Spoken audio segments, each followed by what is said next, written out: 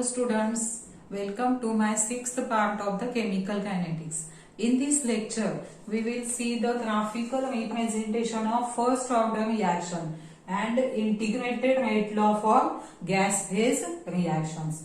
Thus the first graph is, for the first graph consider the reaction A gives P and the differential rate law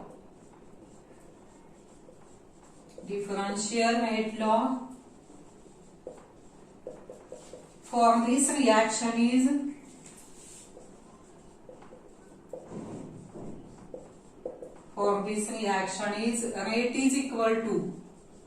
rate is equal to minus change in concentration of reactant upon change in time is equal to K A concentration of AT plus 0.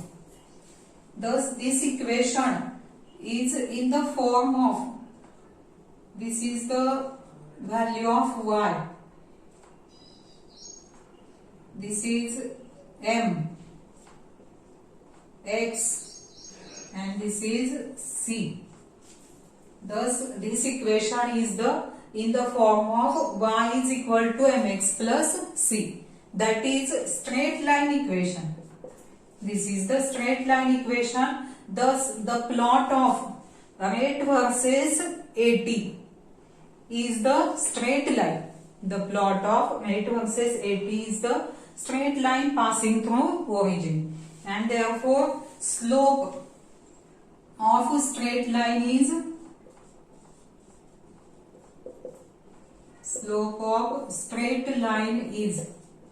equal to m. Slope म्हणजे कोणती value m ची value किती आहे k. Therefore slope of straight line is equal to k. This is the first graphical representation of first order reaction. Second type of the graph is, if we know that integrated rate law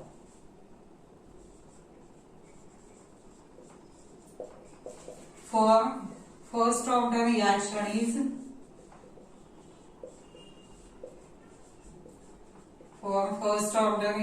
is, K is equal to 2.303 upon T log to the base 10 A naught upon AT.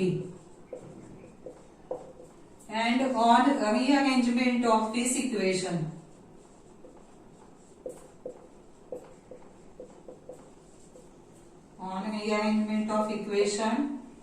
it gives, thus T या साइडला आणलं 2.303 या साइडला आणलं तर कसं होणार equation KT upon 2.303 is equal to log to the base 10 A naught minus log to the base 10 AT.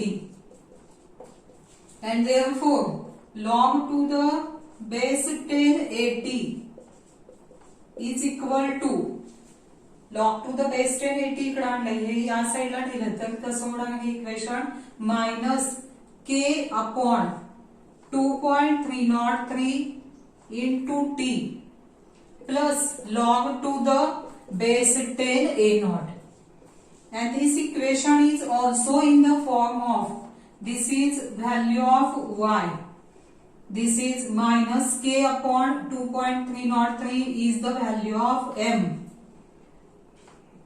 T is the X and log to the base 10 A naught is value of C. Thus this equation is also in the form of Y is equal to mx plus c. And thus if the graph is plotted for log to the base 10 AT, if graph is plotted for log to the base 10 AT versus time, then it gives straight line intercept on y-axis. It gives straight line intercept on y-axis, and intercept on y-axis is the value of log to the base 10 a naught, and the slope of this straight line is,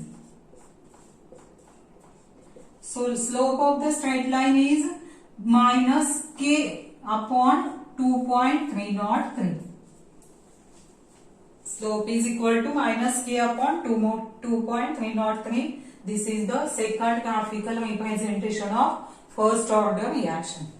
Then the third type of graph is, if this equation of integrated rate law for first order reaction is rearranged, this equation becomes log to the base 10 a naught upon at is equal to k upon 2.303 t, k upon 2.303 t plus 0, and this equation is also in the form of y is equal to, this is value of m, this is value of x, and this is intercept if taken as 0.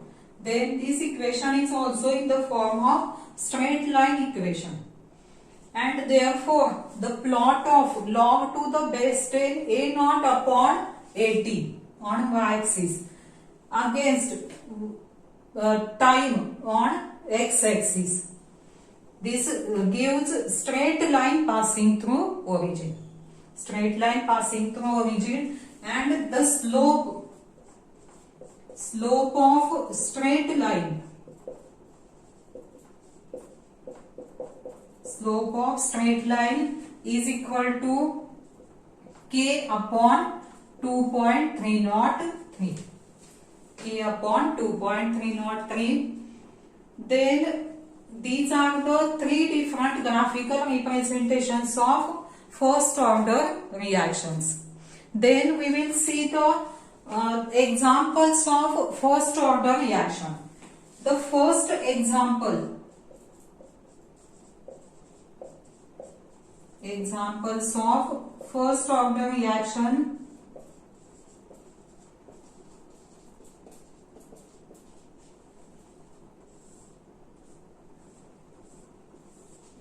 The first reaction example is twice H2O2. Twice H2O2 gives twice H2O plus O2, and experimentally determined rate law for this reaction is rate is equal to k H2O2 raised to 1. Thus in this reaction the order with respect to H2O2 is 1, and therefore overall order of the reaction is also 1. Therefore this reaction is first order reaction. Then the second example of first order reaction is twice N2O5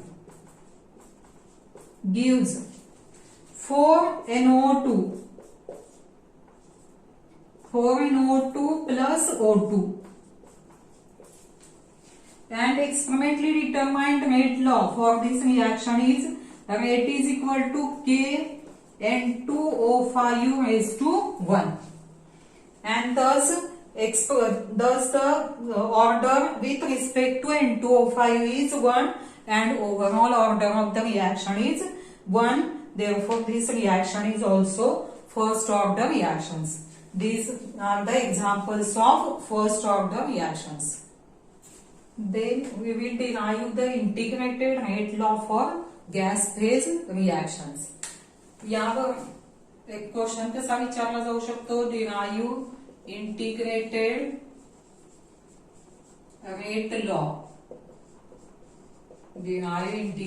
rate law for gas phase reactions.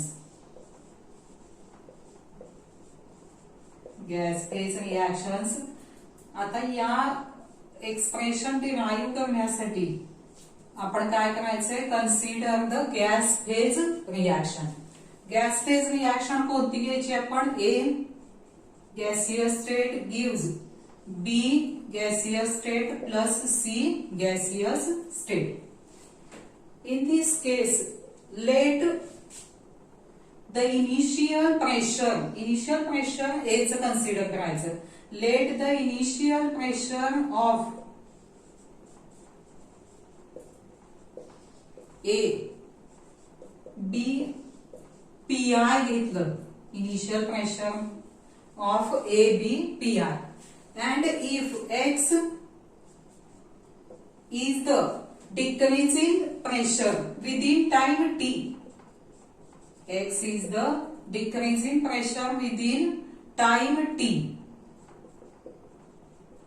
जर A चं initial pressure PI असेल आणि X जर time T मध्ये decrease झालं pressure, तर pressure of A, then the pressure of A at time T is equal to, कसं घेता येईल, A चं at time T ला प्रेशर जर PA घेतलं आपण, PA is equal to initial pressure minus X. Initial pressure minus X. Then the pressure of products B and C at time T.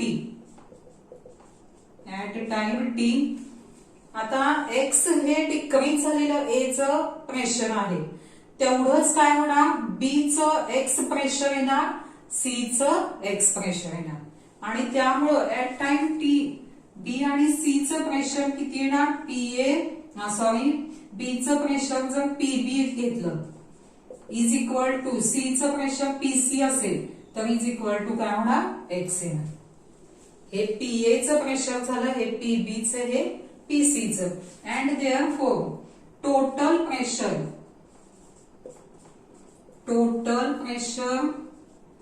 At time T is equal to P जर घेतलं तर काय होणार, P is equal to PA plus PB plus PC. Value जर put केल्या, PA हे equation number 1 आपण consider करूया. PA ची व्हॅल्यू काय होणार, PI minus X plus X solve केलं तर काय होणार, P is equal to PI plus X. Therefore X is equal to काय होणार, P minus PI. This is equation number 2. And thus in this expression, to obtain the pressure of A at time T, this equation 2 is substituted in equation 1. A चं pressure time T ला मिळण्यासाठी पुन्हा काय करायचं, this equation 2 is substituted in equation 1. त्यामुळे equation 1 कसं होणार, PA is equal to PI minus P minus PI. म्हणजेच काय होणार, PI minus P plus PI.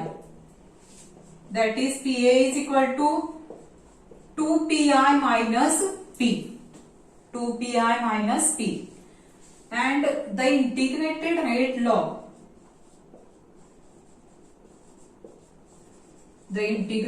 rate law for first order reaction is written as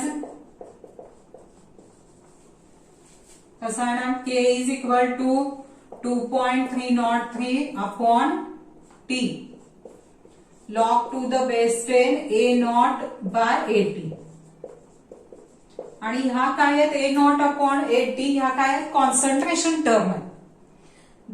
If these concentration terms are expressed in pressure term मध्ये जर express केल्या तर कसं होणार, दिस is A naught is the initial concentration of A is equal to initial pressure of A. Is equal to initial pressure of A, that is PI, and AT is the concentration of A at time T. ते काय होणार, pressure of A at time T, that is twice PI minus P. आणि ए not आणि 80 च्या ऐवजी जर ह्या values put केल्या तर एक्सप्रेशन कसं मिळेल? K is equal to 2.303 upon T log to the base 10 PI upon twice PI minus P, where P is the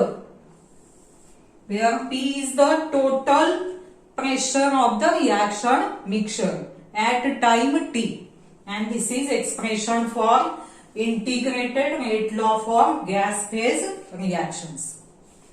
Then we will solve the numericals based on integrated rate law for first order reaction, half life of first order reaction, and integrated rate law for gas phase reactions. Thus the first numerical is the half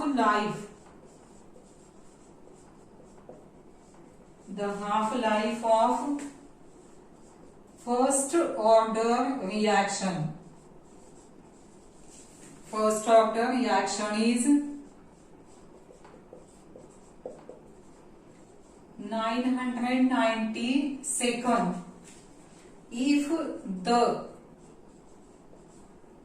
the initial concentration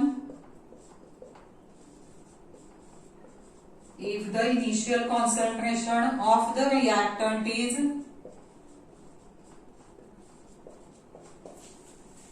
0.08 mole per bm cube, what concentration would remain?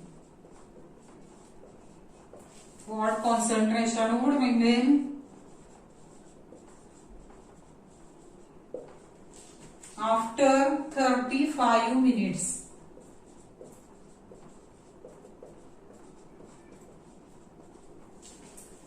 बघा आता या numerical मध्ये दिलेल्या values बघायच्या आधी given काय आहे तर half life period of first order reaction म्हणजेच कशाची व्हॅल्यू दिली T1 हाफ 990 सेकंद.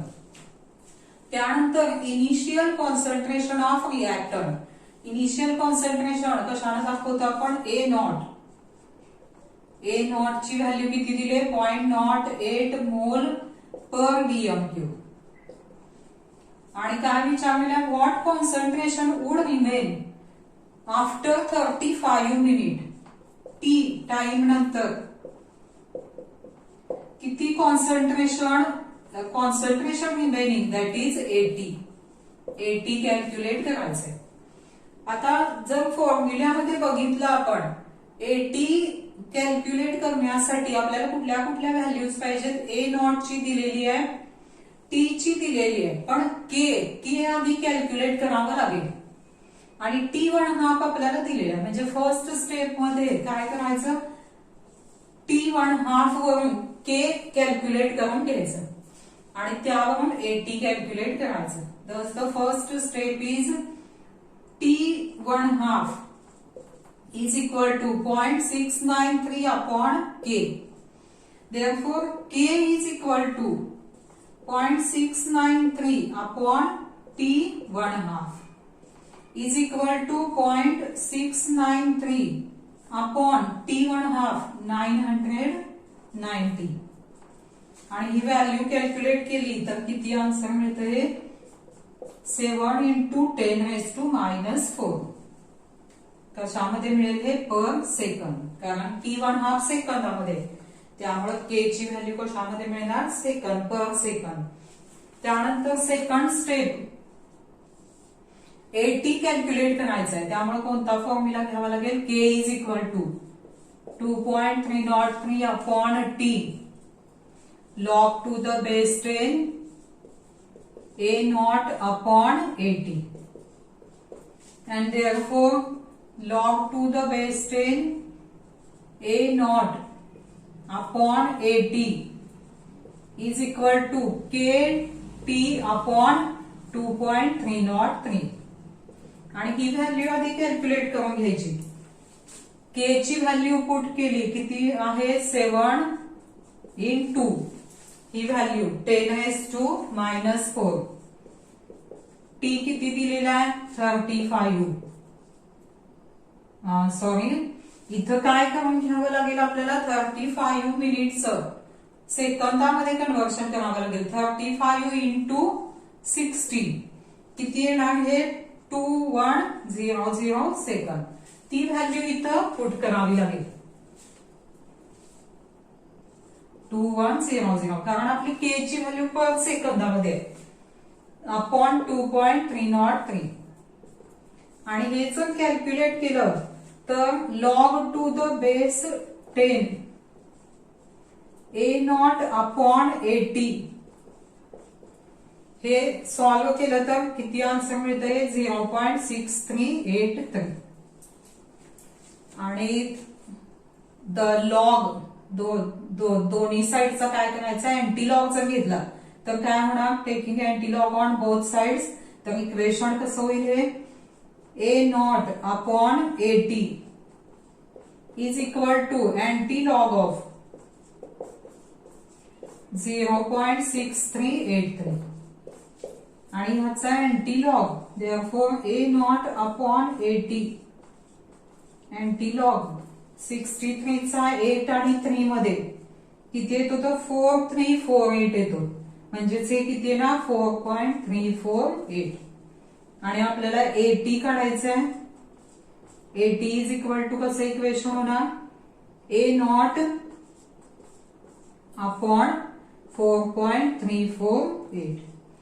A0 ची व्हॅल्यू किती आहे 0.08 अपॉन 4.348 आणि ही व्हॅल्यू येते 0.0184. कॉन्सन्ट्रेशन काढलेलं आहे त्यामुळे युनिट काय होणार mole per dm cube. Then the second numerical is in a first order reaction. In a first order reaction 60% of a reactant decomposes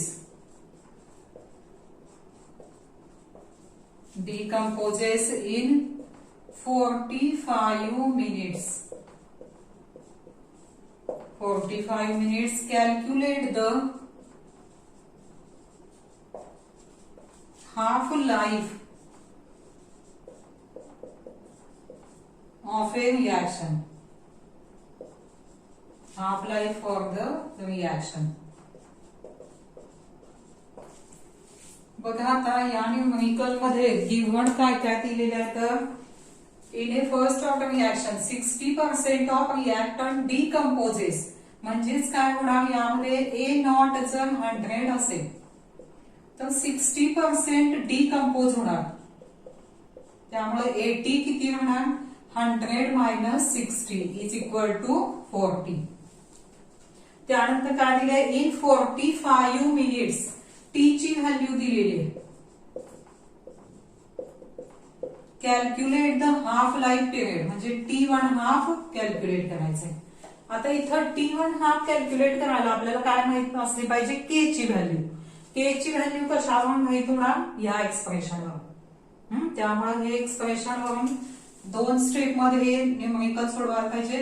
first step कोणती येणार K is equal to 2.303 upon T log to the base 10 A0 upon 80 is equal to value जर put केली तर 2.303 upon 45 log to the base 10 100 upon 40 is equal to 2.303 upon 45 log to the base 10 2.5 येणार आणि 2.5 चा log 2.303 upon 45 into 25 चा 0 मध्ये log येतो 3979 आणि हे आन्सर येतं के ची व्हॅल्यू येते 0.0204. टाइम मिनिट मध्ये आहे त्यामुळे के चे युनिट काय होणार फर्स्ट ऑर्डर रिएक्शन साठी per minute.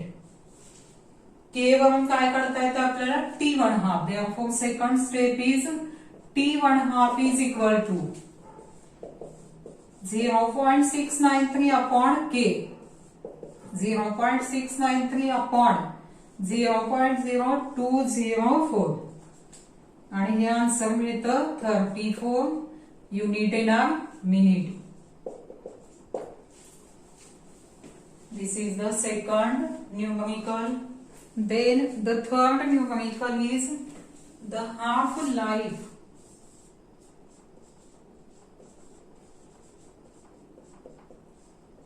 The half-life of a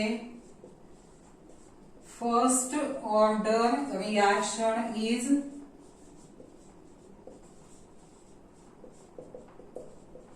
first order reaction is 0.5 minute. Calculate time needed. Calculate time needed for the reactant to reduce to 20%. To reduce to 20%. आता या numerical मध्ये बघा the half life of first order reaction is म्हणजेच कशाची value दिलेली आहे T1/2 किती दिलेला आहे 0.5 minute. Calculate the time needed for the reaction concentration to reduce to 20%. म्हणजेच रिएक्टंटचे इनिशियल कॉन्सन्ट्रेशन जर 100 असेल तर 80 किती पर्यंत रिड्यूस झालेला आहे 20 पर्यंत. म्हणजे 80 किती येणार 20 येणार. आणि टी कॅल्क्युलेट करायचं आहे म्हणजे फॉर्म्युला कोणता येणार हा. या फॉर्म्युलामध्ये A नॉट 100 येणार 80 20 येणार. टी कॅल्क्युलेट करायचं के आधी काढून घ्यावं लागेल या फॉर्म्युल्याने. म्हणजेच फर्स्ट स्टेप कोणती येणार T1/2 is equal to 0.693 upon K. Therefore, K is equal to 0.693 upon T1/2. 0.693 upon T1/2 किती दिलेला आहे 0.5. And this answer is 1.386. Unit काय येणार T1/2 मिनिट मध्ये आहे. K चे युनिट काय येणार पर मिनिट. Per minute. त्यानंतर सेकंड स्टेप मध्ये टी कॅल्क्युलेट करायचंय.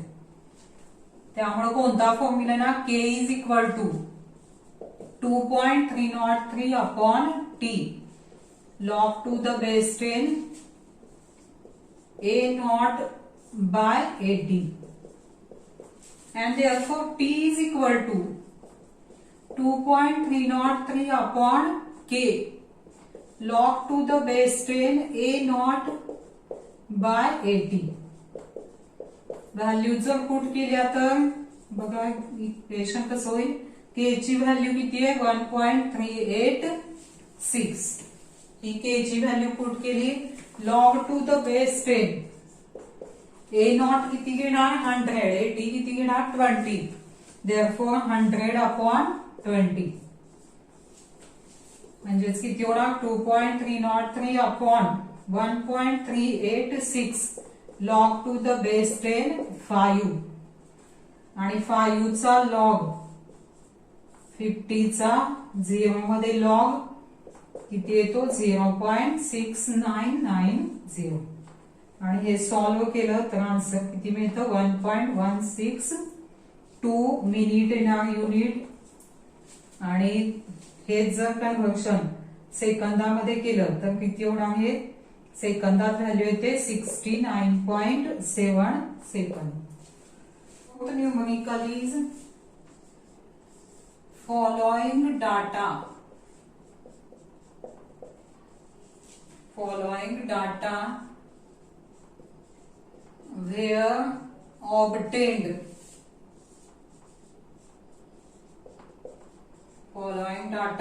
obtained during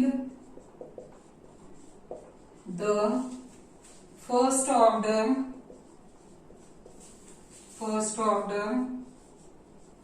decomposition of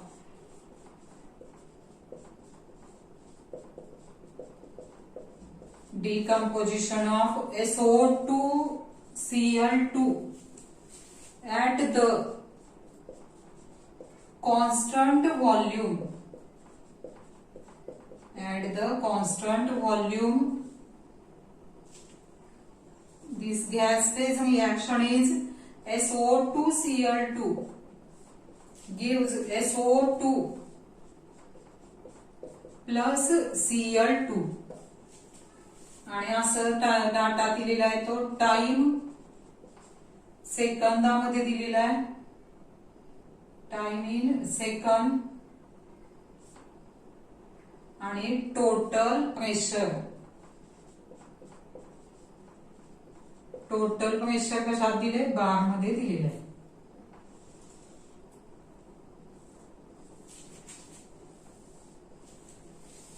काय दिलेलं आहे तर 0 टाइमला टोटल प्रेशर किती आहे 0.5 आणि 100 सेकंदानंतर प्रेशर किती आहे 0.6 असा डाटा दिलेला आहे आता हे सॉल्व आणि काय दिलेला आहे कॅल्क्युलेट द रेट